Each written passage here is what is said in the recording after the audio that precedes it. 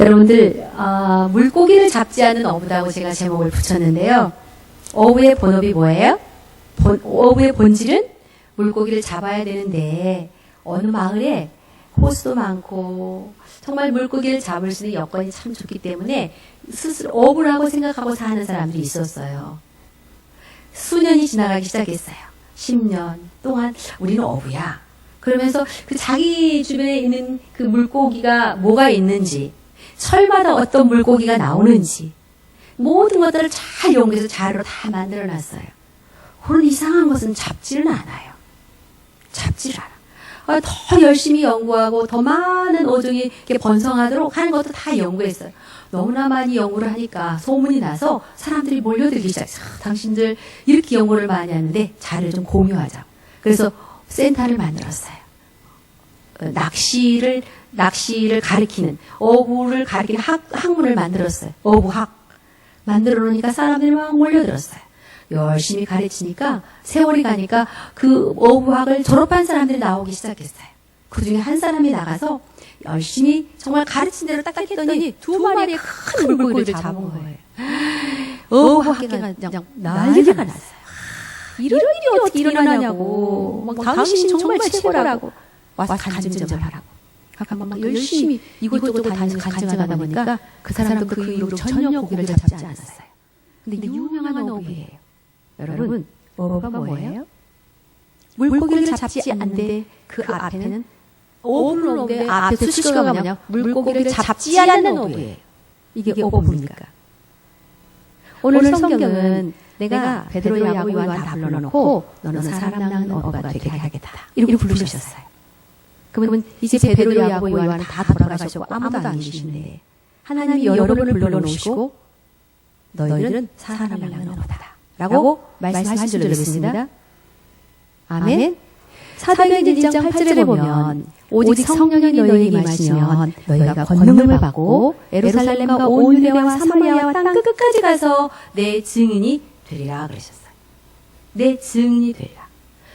여러분이 정말 예수님을 마음에 영접한 하나님의 자녀라면 나는 지금 죽음을 청구할 수 있다 라고 고백할 수 있다면 누가 뭐라 해도 나는 하나님의 자녀야 백성이야 라고 고백할 수 있다면 우리는 이미 너는 내 증인이야.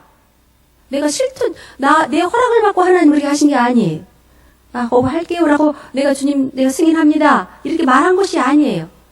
네가 내 성령이 네 안에 있으면 네가 나를 믿겠다고 결심하는 순간에 너는 내가 너에게 직책을 주는 너는 어부다.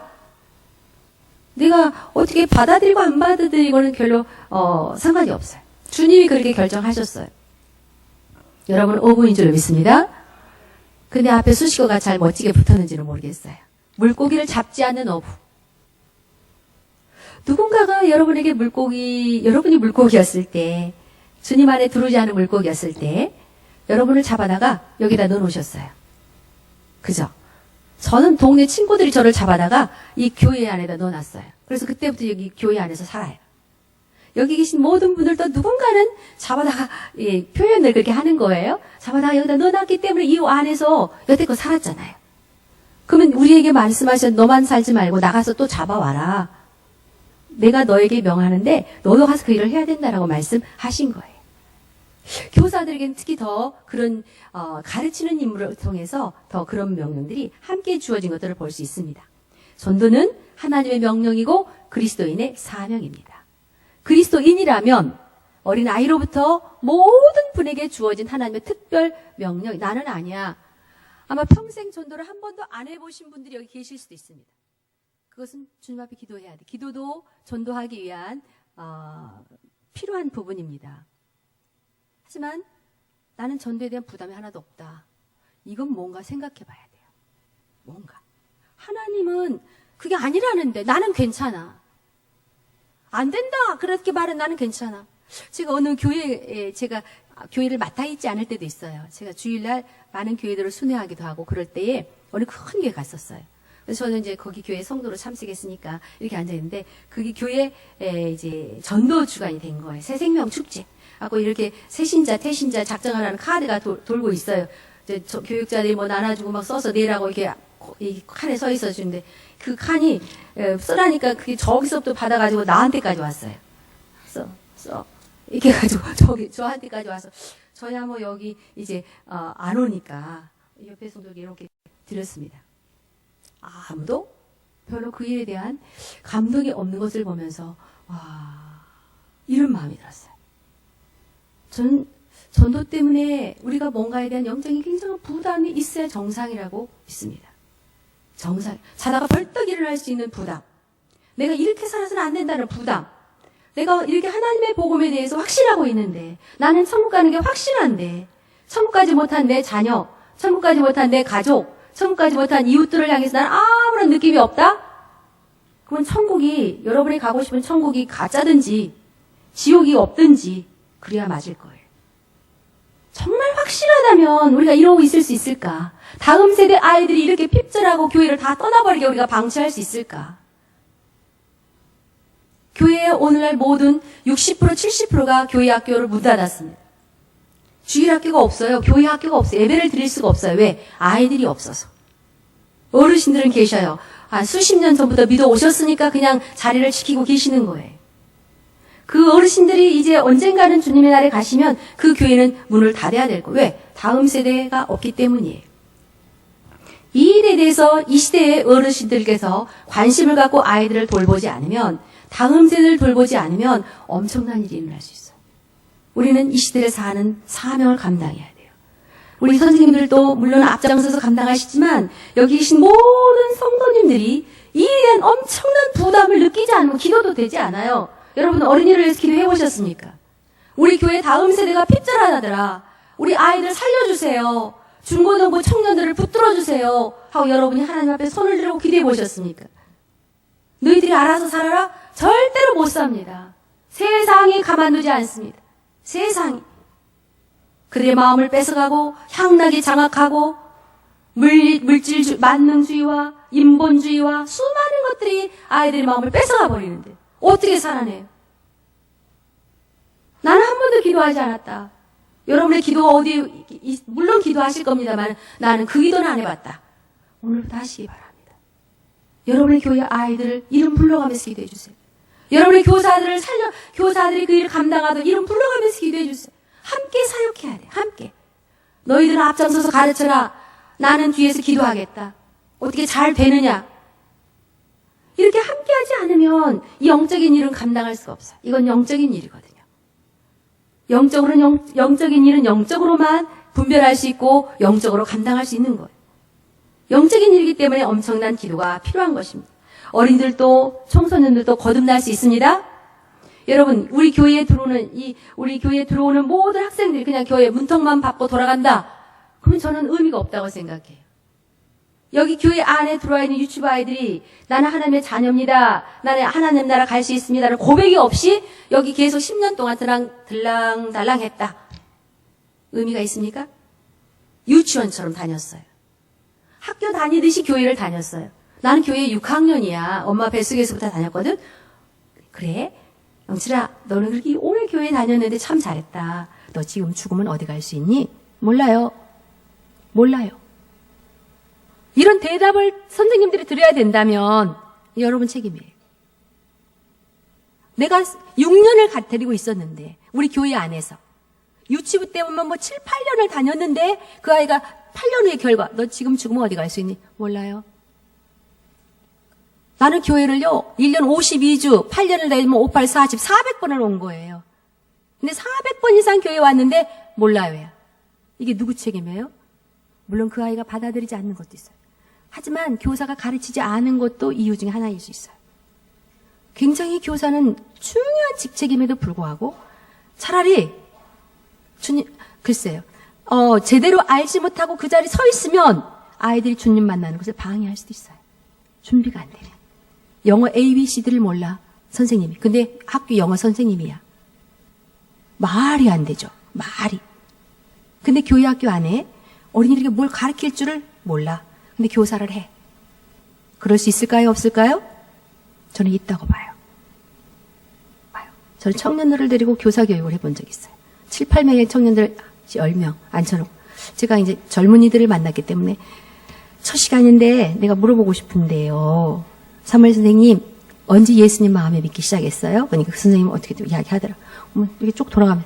그 중에 한 7명이 구원의 확신이 없어요. 청년이. 그리고 어떤 청년은 말했어요. 나는요, 예수님을 믿으면 올인해야 될 것 같아서 그게 좀 두려워요. 그랬어요. 그래서 참 희한해. 제가 교사들 한 4주를 모아놓고 이야기하는 자리였는데, 어린이를 맡아 있는 교사가 영적인 수준이 이러하다면 이 교사를 통해서 아이들에게 뭘 가르칠까? 그 마음에 굉장히 답답함을 느꼈어요. 답답함. 오늘 어린이는 분명히 구원받을 수 있고 하나님은 구원받을 수 있다고 말씀하셨습니다. 그리고 잠언 22장 6절에 말씀하시기를 마땅히 행할 길을 아이에게 가르쳐라. 근데 그 길이 뭐예요? 교회 잘 나오는 것? 헌금하는 것? 기도하는 것? 엄마 말씀 잘 듣는 것, 학교 가서 사랑하는 것, 친구들하고 싸우지 않는 것, 거짓말 안 하는 것, 도둑질 안 하는 것, 왕따 안 시키는 것. 도덕은 가르치지만 너는 하나님의 자녀냐? 핵심이 없는 수많은 교육들이 이루어지고 있다. 우리가 생각해 봐야 돼. 우리 신관교에 오는 모든 아이들이 다음 세대가 구원의 확신을 갖기를 바랍니다. 이게 없다면 학교나 저기 학교 교육이나 이 교회 교육이 똑같아요. 다른 종교 교육이나 우리 교회 교육이 똑같아요. 핵심이 빠져버린 도덕적으로 착한 사람을 길러내는 곳이 교회가 아니에요. 교회는 하나님의 자녀들이 모인 곳입니다. 그럼 가르쳐야 자녀가 되는 거예요. 그냥 되는 게 아니에요. 이 부분. 이게 교사가 가르쳐야 될 마땅한 길이에요. 이것을 우리가 아이들에게 확실하게 이걸 중요성을 강조하지 않으면 가르치기가 싫어요. 그리고 가르칠 시간이 없어요. 공부하기도 바빠 죽겠는데 언제 해요? 그건 현실이에요. 현실. 그래서 애들 만나서 뭐 하기도 바빠 죽겠는데 애들이 막 간다 그러고 차 타고 간다 그러고 늦게 오고 언제 그런가 합니까? 이렇게 물어보는 교사도 있어요. 저는 매 주마다 아이들하고 상담을 해요. 그게 이제 어떻게 너는 하나님의 자녀가 됐냐? 언제 됐냐? 너는 죄 지면 어떻게 되냐? 너는 어떻게 그것을 확실히 알 수 있냐? 이런 이야기들이거든요. 1대1로. 근데 아이들이 영적인 상태를 늘 파악해. 아이들이 교회는 오는데 영적인 수준이 이러하구나. 이걸 어떻게 도와줄까? 왔는데도.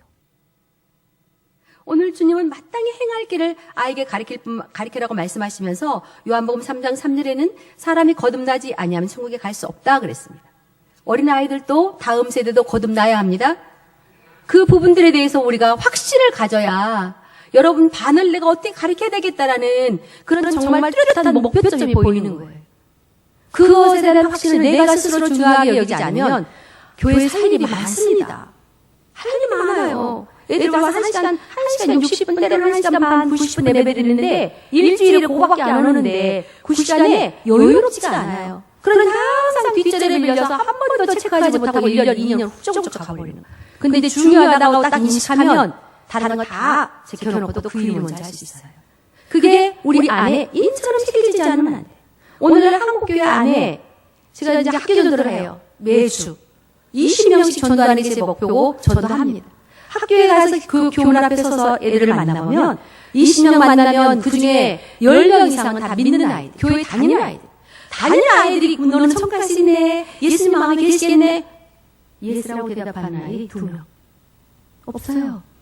교회 다녀요, 옆에 교회. 천국 못 간대요. 교회를 다니는데도 천국을 못 가면 너는 왜 다니냐? 이렇게 대화를 시작해요. 이게 오늘날 저는 교회 학교의 문제라고 생각해요. 그래서 아이들이 정체성이 없어요. 나는 그리스도인이야. 되도록이면 숨기고 싶어요. 되도록이면 겉으로 드러나고 싶지 않아요. 왜? 제재받고 그냥 너 교회 아니야? 이렇게 이런 소리 듣기 싫으니까 그냥 되도록이면 그냥 없는 짠한 일이 있다가 그냥 교회나 왔다 갔다.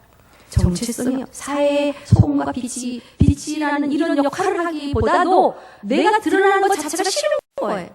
요즘날 청년들도 마찬가지예요. 드러나는 거 별로 좋아하지 않아요. 그냥 조용히 믿고 말지 이렇게. 근데 주님은 조용히 믿지 말라 그러셨어요. 너는 빛이야. 이렇게. 오늘 우리는 분명히 주님이 말씀하신 이 말씀. 이렇게 되려면 거듭나야 되고 마땅히 가르쳐야 되고 아이들이 또한 그 구원을 받으려면 어떻게 해야 돼요? 전하는 자가 있어야 된다는 거예요. 오늘 어린이 전도가 얼마나 시급한가. 어린이 전도가 아니라 다음 세대가 시급한가. 제가 방송실에 PPT 자료를 부탁했어요. 하나 들어주세요. 네, 골든타임. 2009년에 1월 15일 날 미국 뉴욕에 155명이 비행기가 승객을 태우고 비행기가 올라 이륙을 했어요. 그런데 이륙하자마자 이 사고도 안 돼요. 새떼하고 부딪혀서 엔진에 굉음이 들리기 시작했고 비행기가 방향을 잃어버리고 막 하강하기 시작한 거예요. 사고만 해요.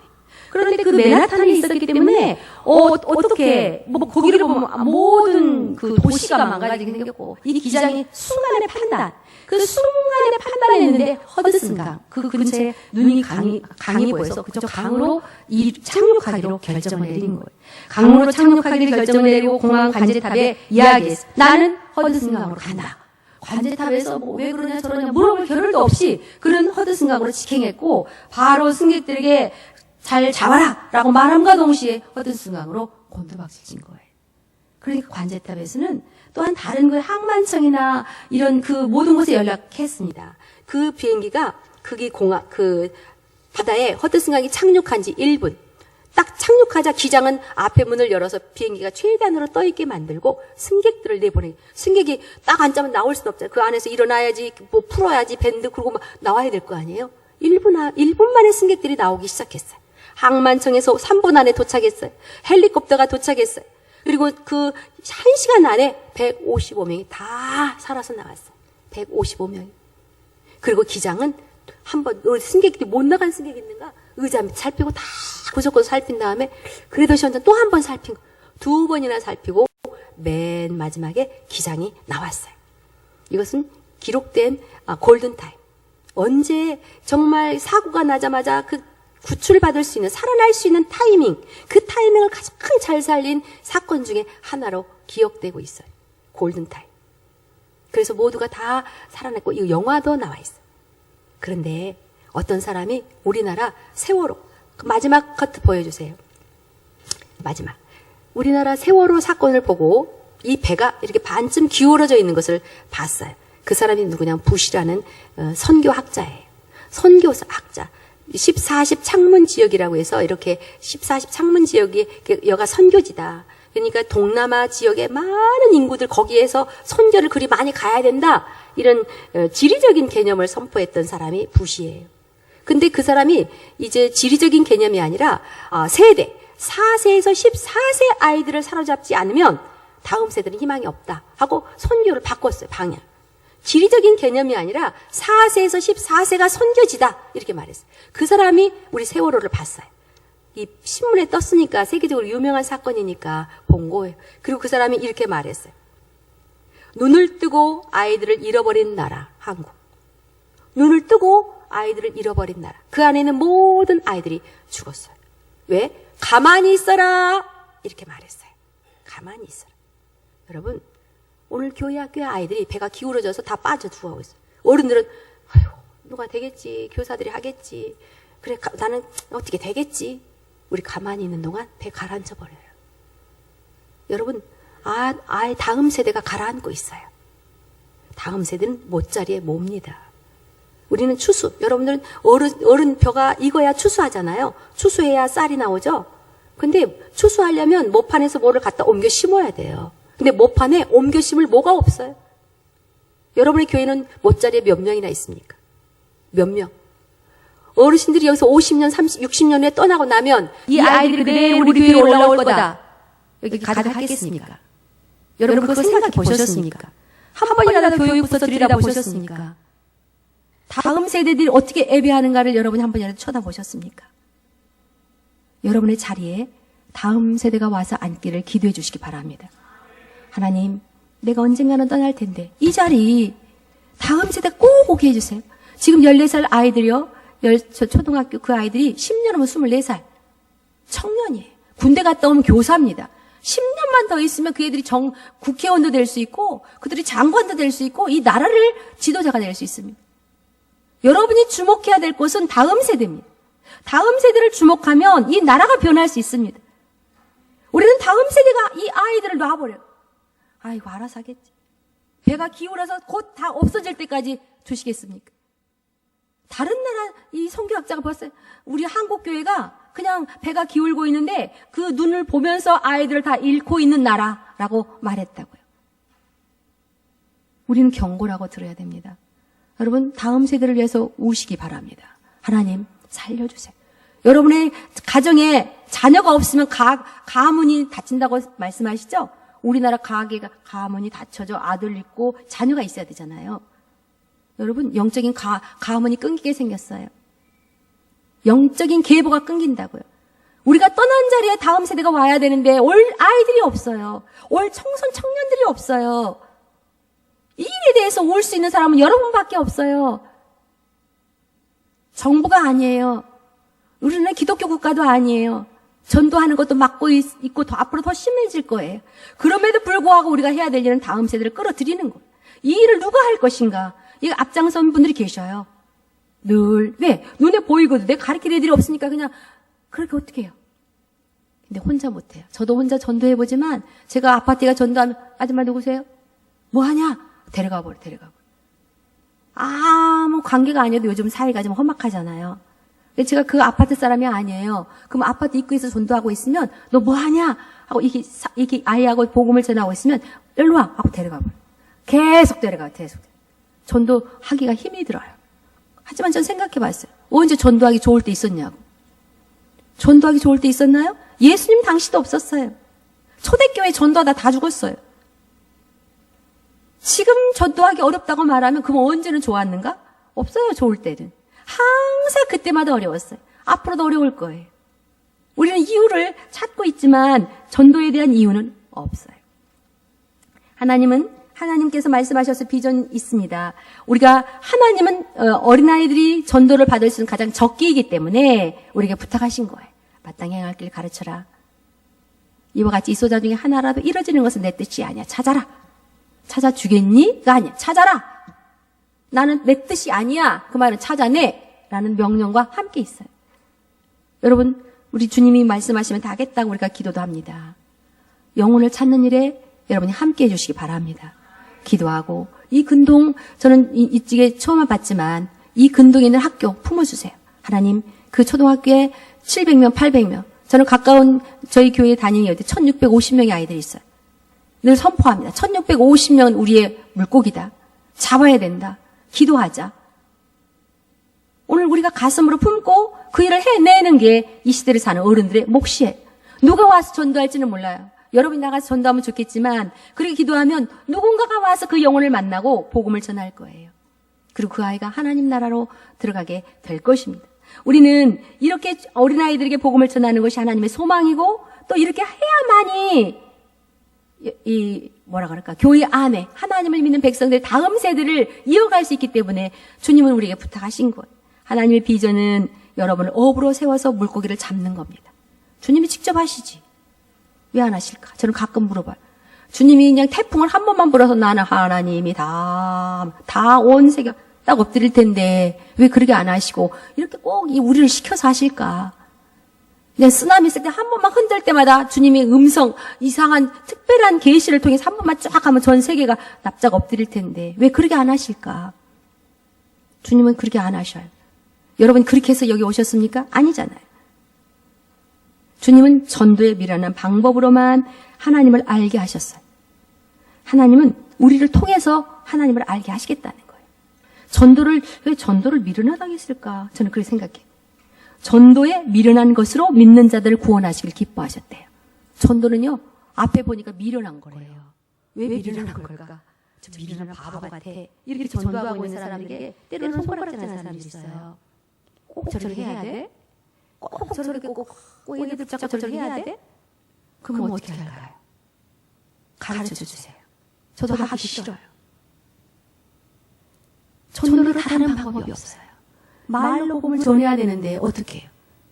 애가 들어주라고 내가 사장해야 되고 안 들어줄 때 아이의 마음을 열기 위해서 작은 선물이라도 하나 줘야 되고 그러면서 아이가 마음의 문을 열면 나는 주님이 원하시는 말씀을 전해주는 거예요.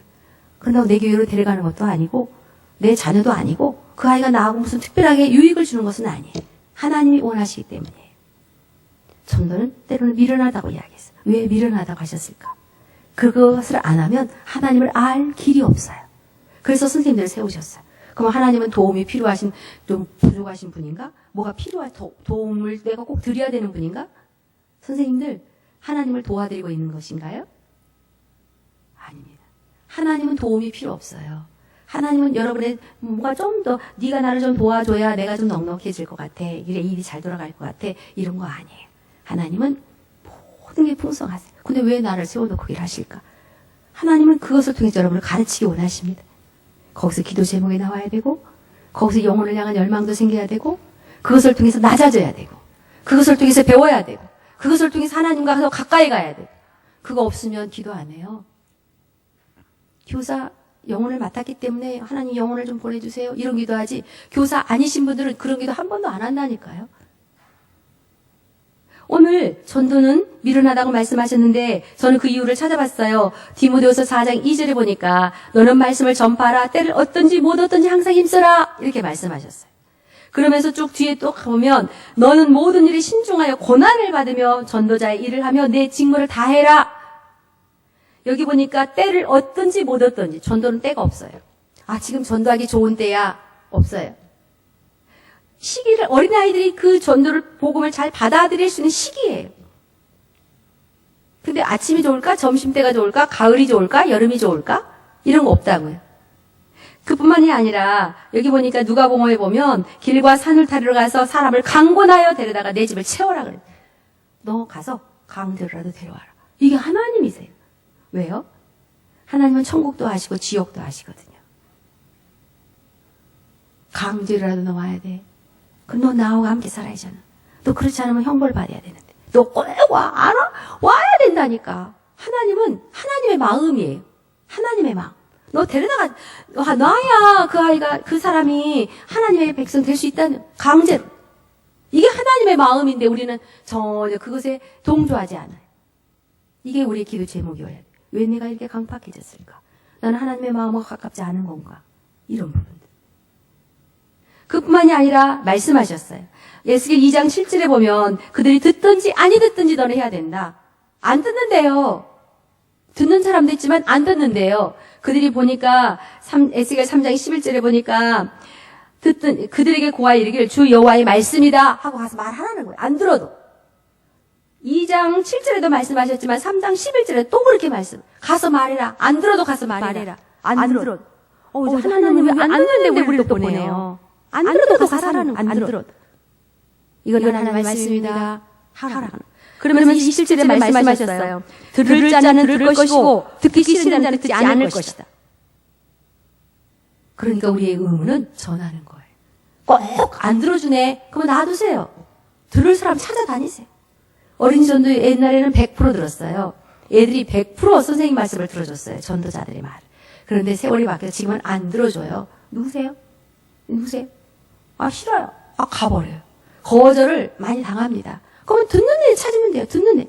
어느 날 제가 전도하다가 지쳐가지고 아이들이 없어요. 그래서 애들도 맨날 거절하기도 하고 바쁘다고 학원으로 바로 들어가 버려. 오늘은 누구를 만나야 되나 하고 제가 그 떡볶이집 옆에 학교 정문 앞에 이렇게 딱 앉아 있어. 어디로 가야 되지? 이렇게 앉아 있었어요. 근데 어떤 아이가 터덜 이렇게 오는 거에서 너 이제 학교 끝나니? 너 왜 이렇게 힘이 없어? 가는 길이에요. 그래서, 그래? 아직 안 바빠? 네, 심심해요. 이러고 오는 거예요. 그래? 이리 와봐. 하나님이 그 붙여준 그 아이와 얼마나 좋은 시간을 가졌는지 몰라요. 듣는 사람 찾으면 돼요. 듣는 사람. 하나님 분명히 말씀하셔. 안 들을 것이다. 안 들을 것이다. 그들은 듣지 않을 거라 그랬어요. 그들의 생각이 아주 강팍하고 얼굴에 철판 까는 것처럼 거절할 거라 그랬어요. 그런데도 가래요. 이게 전도예요. 이게 우리 성도님들이 하셔야 될 일이고 우리 교사들이 해야 될 일이에요. 전도는 교회만 데려오는 것이 아니에요. 여러분, 전도는 복음을 전하는 거예요. 복음. 하나님이 누구다? 너는 죄인이야. 예수님이 너를 위해서 죽고 사셨어. 이 말을 하는 것이 이것을 이렇게 말하면 흑암의 나라, 골로새 3장 17절에 보면 흑암의 나라에서 하나님의 아들의 나라로 옮기셨느니라 그랬어요. 전도는 흑암에 있는 사람을 하나님 나라로 옮기는 거예요. 때로는 내가 전도했는데 우리 교회 안 와. 너 전도입니다. 전도했는데 몇 명이나 왔어? 제가 전도 이제 앞으로 3월 7일 되면 12주 토요일마다 또 애들 공원에 모아놓고 전도할 거예요. 제가 그 교회 간 지 3년이에요. 3년 동안 1년에 2차례씩 24주를 전도했어요. 그러면 전도를 열심히 목사님 하는데 몇 명이나 교회 왔습니까? 이게 물어봐요. 제가 몇 명이나 왔는지 모르겠어요. 한두 명?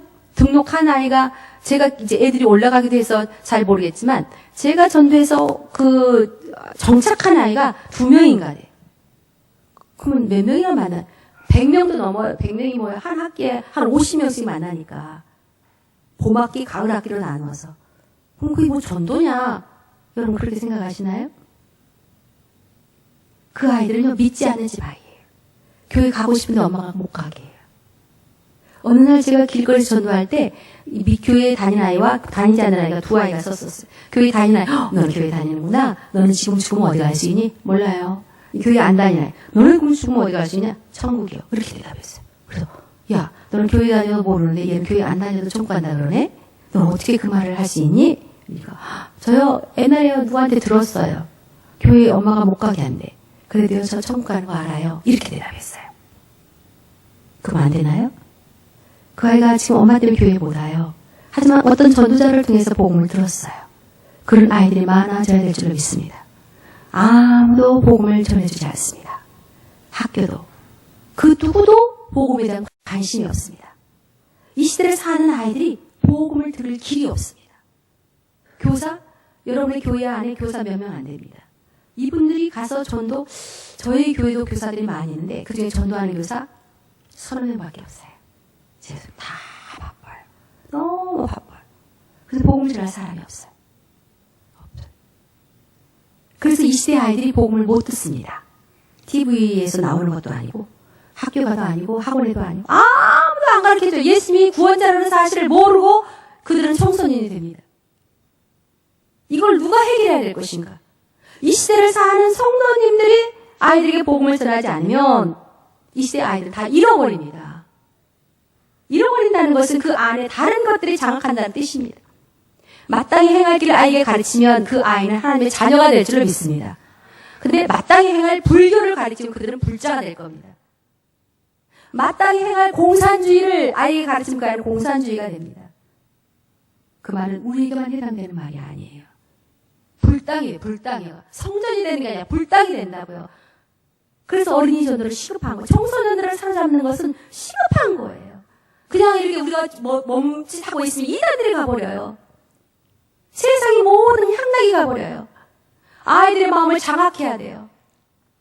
여기 성도 할머니, 할아버지도 계실 텐데요. 손자들의 마음을 복음으로 장악하지 않으면 세상이 장악해버립니다. 강권하라 그랬어요. 하나님의 말씀이 어떠한가 상고하고 너 정신 차려. 왜 그렇게 말씀 안 하세요? 교회 가. 학원 이번에 안 가도 돼. 교회 가. 여러분의 말이 그러고 일치가 되어야 아이들이 정신 바짝 차리고 하나님 앞에 있어요. 이번에 어떤 저희 교사 대학이 있는데 그 강사가 와서 이야기했어요. 딸은 이대 전 장학생으로 다녀요. 근데 둘째가 이제 고등학교를 가야 되는데 늘 늦잠 자고 중학교 3학년이니까 엄마 따라 11시에 가고 나 가기 싫어 하고 맨날 늘어져서 그렇게 하니까 학교를 다니지 마라 그랬대. 너 차라리 교회를 열심히 다니고 너 힘들어서 엄마 힘들어 맨날 하니까 그러면 힘들면 하나를 정리해야 돼. 교회는 다녀야 되는 거니까 학교를 정리하자. 학교 본심 진짜 그 엄마는 항상 그랬어요. 큰딸에게 학원 안 보냈어요. 너 학원 네가 교회 가는 게 힘들면 학원을 가지 말고 교회를 가거라. 너 대학교 안 가도 괜찮아. 계속 그렇게 말했는데 얼마나 열심히 그 이상하게 기회가 딱 나고 이대 전 장학생으로 갔거든요. 의대를. 그럼 참 하나님이 그 우리 아이를 축복했구나. 잘 아는 아이. 둘째가 또 이렇게 민지하니까. 그래서 안 가기로 결정했어요. 그리고 나 학교 안 갈래. 가지 마. 괜찮아. 근데 교회는 꼭 가야 된다. 고등부에 꼭 가서 예배드리고 엄마는 공부 잘하는 딸보다는 하나님 잘 믿는 딸을 나는 좋아해. 하나님은 나에게 그것을 명령하셨거든. 너 공부 잘 가르치라고는 성경에 안 썼어.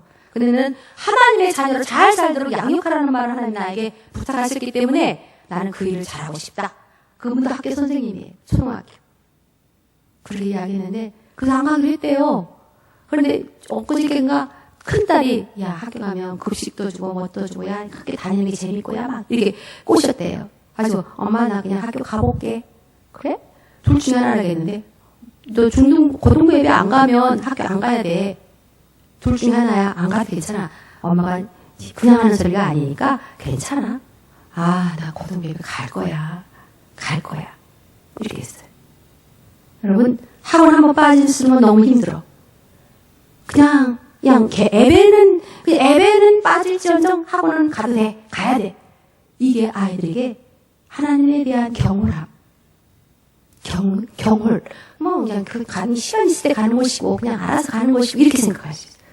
아이들의 마음이 하나님의 말씀으로, 복음으로 장악되어서 절대적인 하나님으로 그 아이들을 인입해야 되는데, 어릴 때 그게 안 되면 중학교, 고등학교 때 될까요? 안 됩니다. 대학생 때 될까요? 안 됩니다. 안 됩니다. 3살 버릇 8까지 갑니다. 그게 우리나라 속담이지만 성경적입니다. 성경적. 오늘날 우리 앞에 있는 이 아이들이 주의 말씀으로 장악되는 방법은 전도밖에 없습니다. 그리고 교회 학교 안에서 우리 선생님들이 해야 될 말은 항상 전도입니다.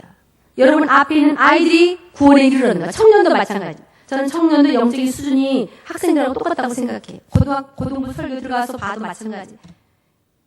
영적인 수준. 아이들이 나는 하나님의 백성입니다. 열심히 살겠습니다. 이런 말들이 튀어나와야 되는데 하나님의 자녀들 손 들어보세요. 안 들어요. 그냥 이렇게. 그건 교만이냐 모르겠다는 거냐 하고 제가 손을 드실 때가 있어요. 이게 손을 자녀는 넌 누구의 아들이냐? 우리 아버지 이성함을 딱 될 수 있잖아. 네 하나님의 자녀라는 게 이게 손 드는 게 뭐 부끄러운 거냐? 뭐 한 거냐? 이렇게 물어봐요. 오늘날 우리 앞에 있는 아이들이 거룩한 하나님의 백성이라는 것이 자랑이 되어야 됩니다. 그리고 항상 고백해야 됩니다. 그래서 나는 이렇게 산다 하고 말할 수 있어야 그게 그리스도인이에요. 교회 와서 1시간 들으면서 그게 되지 않으면 안 돼요. 우리의 역할은 그거예요. 그거 잘하라고 교사로 세웠어요. 그거 잘하라고. 전도는 그래서 우리는 하나님이 우리에게 이 일을 부탁하시기 때문에 우리 자세, 교사나 우리 이 시대를 사는 모든 성도님들의 마음속에 꼭 인지해야 될 것은 복음을 들려주는 일이에요. 교회에 있는, 집에 있는 자녀들에게도 늘 확인해요. 내일은 이 일이야. 넌 하나님의 자녀냐? 그러면 이렇게 살아라. 나도 이렇게 산다. 하나님 앞에서. 나도 너를 하나님께 맡겼다. 하나님 앞에서 정직해라. 여러분께서 이제 신광교회 교육부서로 돌아오시기 바랍니다. 어르신들하고 예배가 시간이 같을 수도 있고 다를 수도 있겠지만 관심을 가지시라는 거예요. 몇 명이나 오는지, 어떤 교사가 수고하는지, 어떻게 돌아가고 있는지, 뭐가 필요한지. 그렇게 돌아봐야만이 우리가 못자리에 뭐를 이렇게 좀 더 씨를 뿌릴 수 있는 거예요. 저희 어머니가 60세 때 교사 훈련을 받았어요. 잘 모르세요. 이렇게 많은 공부를 안 하셨기 때문에 뭐 잘 쓰고 막 이런 거 잘 못 하실 때, 지금은 소천하셨지만, 그래서 그냥 잘 알지도 못한 할머니를 데려다 왜 그랬어? 수십 년 전이에요. 20년도 넘은 것 같아요. 그래서 오셔서, 왜? 제가 이게 아이들 전도할 때 동네 애들 가서 데려오시라고. 제가 애들 이렇게 가리키면 동네 가서 야 우리 집에 가자 뭣도 먹고 재밌는 이야기도 듣자고 데려오라 그래. 그래서 어머니가 그 일을 도와주셨어요. 그 동네에 있는 아이들을 이제 저는 다른 데서 사역했기 때문에 이제 집에서는 세소식반 하고 또 다른 데로 갔거든요. 그럼 그 동네 애들을 데리고 교회로 가셨어요. 아니까 나보다 더 잘 알아 누구 집 아이들인지. 그 아이들 데리고 교회 가서 데려다 주고 또 교회 끝나면 데려오고 이렇게 하셨어요. 하실 수 있습니다. 함께 해야 됩니다. 여러분 동네에 있는 아이들 선생님들이 데리러 갈 수가 없어요. 내 집, 앞집, 옆집, 뒷집 아이는 내가 책임진다. 데리고 오셔. 데리고 오셔서 예배 드리고 데려다 주고. 이게 영혼을 살리는 일입니다. 여러분 이게 웃어 보일지 모르겠지만 이렇게 하지 않으면 교육부서가 살 수가 없습니다. 전도 다 전하고 학교 앞에 전도하고 그 엄마한테 내가 다 전화를 한번 해봤어요. 한 명도 엄마가 허락하지 않아요. 괜찮아요. 내버려 두세요. 싫어요. 안 돼요. 다 거절해요. 내가 나를 모르니까. 내가 분명히 그 아이가 엄마한테 전화해 가르쳐줬으니까 전화했죠. 복음을 전한 다음에 허락을 받으려고. 내가 그 아이를 데리고 교회 가려고. 한 명도 부모들이 허락하지 않았어요. 근데 나를 모르니. 근데 옆집에 사는 그 누구 엄마는 여러분 아시잖아요. 내가 데려갔다가 데려올게. 재밌어. 아이가 꼭 이렇게 어렸을 때 배우면 그 아이가 참 좋은 아이가 될 거야. 하실 수 있습니다. 여러분 주변에 아이들 찾아와 주세요. 우리는 그래서 모든 성도님들이 함께 우리 이 시대를 살려내야 될 줄로 믿습니다. 교사들은 또한 목표가 있어요. 여러분 반에 있는 아이들 다 구원받게 만드는 거예요. 여러분의 목표예요. 저는 제가 맡아 있는 부서의 모든 아이들이 구원에 이르는 거예요. 그래서 항상 물어봐요. 가짜들 여기 앉아 있으면 오늘 진짜 되라고. 저는 아이들 설교를 어른처럼 해요. 보통 20분, 25분씩 해요. 다른 거 줄이고 애들이 경청하도록 해요. 왜? 이게 살 길이라고 저는 믿어요. 아이들에게 호소해. 정신 차려라. 정신 차려. 여기 와서 하나님 안 믿는 어린이들 정신 차려라. 이렇게 말해요. 그렇게 맨날 말을 하는데도 너 지금 어디 갈 수 있어? 몰라요. 이렇게 말한다니까요. 그러니 이게 어려운 건지 정신이 없는 건지 사탄이 유혹인지 그래서 더 정신 차리라고 말하는 거예요. 여러분이 눈을 크게 뜨고 아이들의 영적인 것을 바라보면서 계속 주입하지 않으면 사탄이 그 정신을 뺏어가 버려요. 교회 앉아있는데도 하나 백성이 아니라고 말해버려요. 이게 얼마나 웃기는 일이냐고요. 그래서 여러분들은 목표가 있어요. 우리 신과 함께 온 아이들은 다 구원받은 아이다. 나는 다 가르쳤다. 이런 확신을 여러분 스스로 가지시기 바랍니다. 어느 교회에 아이가 물에 빠져 죽었어요. 이렇게 놀다가 휘슬러가 홍수 때 물이 떠내려간 것을 보고 앉아서 있다가 사람들이 가니까 저도 이렇게 일어났는데 휘슬러 뒤에 바퀴 달리는 거 있잖아요. 이렇게 물속으로 들어가 버린 거예요. 아이가 막 떠내려가도 어떻게 할 수가 없잖아요. 죽었어요. 근데 그 교회가 며칠 후에 그 교회 교사가 와서 말했어요. 그 아이는 우리 교회 옆에 학교의 아이인데 그 아이가 몇 주 전에 우리 새소식반에 왔어요. 근데 새소식반에 출석부를 보니까 상담을 했더라고요. 상담이 뭐냐면 아이들에게 구체적으로 복음을 제시하는 거예요.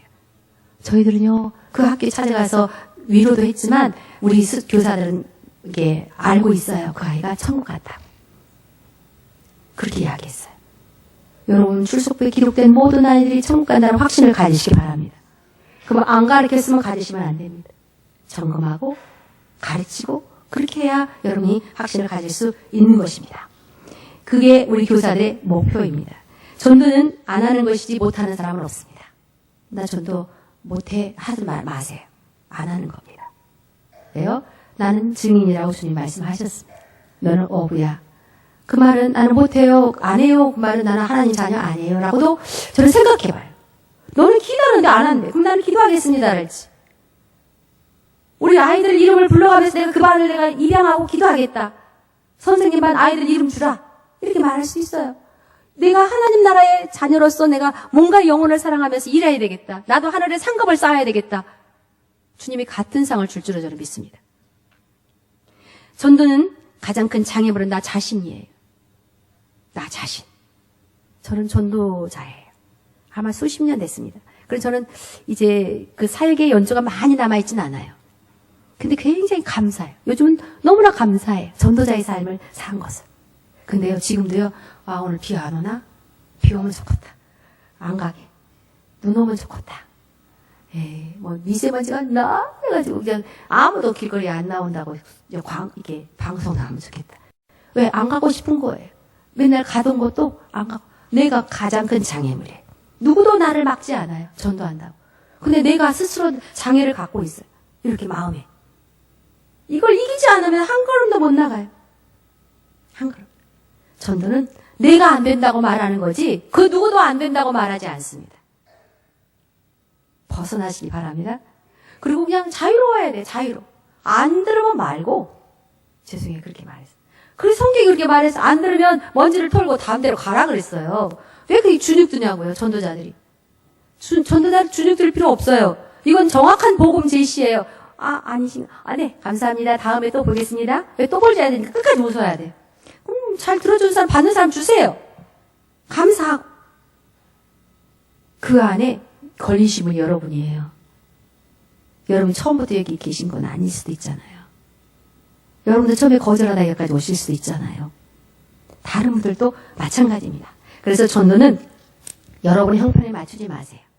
때를 얻든지 못 얻든지 듣든지 아니 듣든지 강권하여 내 집을 채워라 그래서 하나님 뜻에 맞추는 거예요. 하나님 하라겠어 그렇게. 그리고는 그냥 주눅 들지 마세요. 이건 하나님의 뜻이야. 이거 내 일이냐? 돈 주고 하라고 하면 내가 안 한다. 하지만 하나님의 일이니까 내가 한다. 이렇게 선포하는 거예요. 돈 주면 하지 마세요. 그냥 안 하고 하기 싫잖아요. 돈 받으니까. 내가 원하는 것이 아니라 하나님이 원하시고 전도의 주체는 하나님이십니다. 그런데 하나님 나를 통해서 하십니다. 전도에 미련한 방법으로 내가 할 거야. 너 가. 네가 가서 입을 열어. 그럼 내가 할 거야. 요나 니네로 가. 안 간다고 막 삐든 니네를 그냥 강제로라도 그냥 니네 성이나 갖다 놔야 하나님이 구원할 수 있어요. 여러분이 서툴어도 입을 열어야 하나님이 구원할 수 있어요. 그게 순종이에요. 그리고 하나님이 일하심을 우리는 볼 수 있습니다. 따라서 전도는 쉽습니다. 왜 쉬운 줄 아세요? 나 하나님 믿어요. 나 하나님께서 나에게 주신 복이 참 많은데요. 제 안에 하나님이 계시기 때문에 제 안에 평안해요. 내가 옛날에는 하나님을 모를 때는 굉장히 불안하고 또 막 마음의 어둠도 많았는데 지금은 그게 없어요. 그리고 제가 늘 죄악된 삶에서 벗어나기 원하고 제가 많이 그 죄를 용서하셨거든요. 그분이 예수님이세요. 예수님 믿으세요. 이게 전도예요. 쉬워요? 어려워요? 쉬워요. 어려운 말 하라고 했어요? 아니, 이 안에 예수님 계시다고 말만 하면 돼요. 그 사람이 듣고 그 다음은 하나님 몫이에요. 저는 그게 생각해요. 주의 이름을 부르는 자는 구원을 얻을 것이다. 근데 믿으면 믿고 부르면 구원을 받아요. 근데 믿으려면 들려줘야 돼요. 누가 들어야 돼. 들려주려면 누군가 가야 돼. 그럼 저는요 들려주는 사람이에요. 믿는 것은 자기 몫이에요. 그리고 주님을 부르는 것도 그 사람 몫이에요. 성령께서 믿게 하고 부르게 할 줄로 믿습니다. 그리고 하나님께 맡겨버려요. 나는 내 할 일만 한다. 그래서 전도는 쉽습니다. 여러분 주변에 복음을 들어보지 못한 사람이 한 명도 없도록 하는 것은 우리의 의무입니다. 사명입니다. 어린이가 됐든지 어르신이 됐든지 눈을 뜨고 주변을 살피면서 이 땅에 있는 동안 우리가 해야 할 일은 그 일이에요. 천국에는 전도가 없습니다. 이 땅에서만 할 수 있습니다. 그리고 이 땅에는 우리에게 하나님이 위임하신 일입니다. 그래서 전도는 실패도 없습니다. 여러분 다음 세대를 살리는 유일한 일입니다. 교육부 선생님들이 이 일을 잘 감당하도록 기도해 주시고 또 우리 모든 성도님들이 함께 내 집 아파트에 또 내 동네에 누가 있는가 교회 안 다니고 노는 애들 누군가 맛있는 거 계속 사주세요. 야 나는 신광교회 다니는 그 권사님인데 너 이거 하나 먹. 너 뭐 먹고 싶어? 아이스크림 사 먹어. 맨날 사줘 보세요. 여러분 보면 꼬박꼬박 인사하잖아요. 근데 너 교회 다니냐? 우리 교회 한번 가자. 네. 먼저 먹이세요. 사서 계속. 애들을 많이 안 들어요. 어른들은 사서 먹여보면 안 먹어요. 어른들은 사줘도 좋고. 그래서 어린이 전도는 쉽습니다. 아직은. 그리고 복음을 들을 아이들이 많이 있습니다. 여러분 1년 수첩에 내가 들려준 아이들 복음을 들려주고 그 이름 또 내가 기도할 아이들의 이름이 올라가기를 바랍니다. 그렇게 해서 여러분의 교회 학교가 살아나기를 바랍니다. 그리고 이 근동에 있는 교회가 살 수 있어요. 여러분이 전도해 놓는다고 다 이익이 오지 않아요. 옆에 교회로 가면 안 됩니까? 우리가 하나님 나라 살아버려서 야 전도했는데 우리 교회 몇 명 왔냐? 다른 교회가 교사가 전도하면 그 아이는 우리 교회로 또 와요. 전도자들이 전도 몇 명이냐고 물어보지 마세요. 어느 날 전도와 열심히 하는 교회 교사들에게요. 장로님 몇 명이냐 돈 들어가고 뭐 들어갔는데 그만하세요. 전도를 닫아버렸어요. 그래서 제가 말했어요. 그 사람들이 고용인입니까?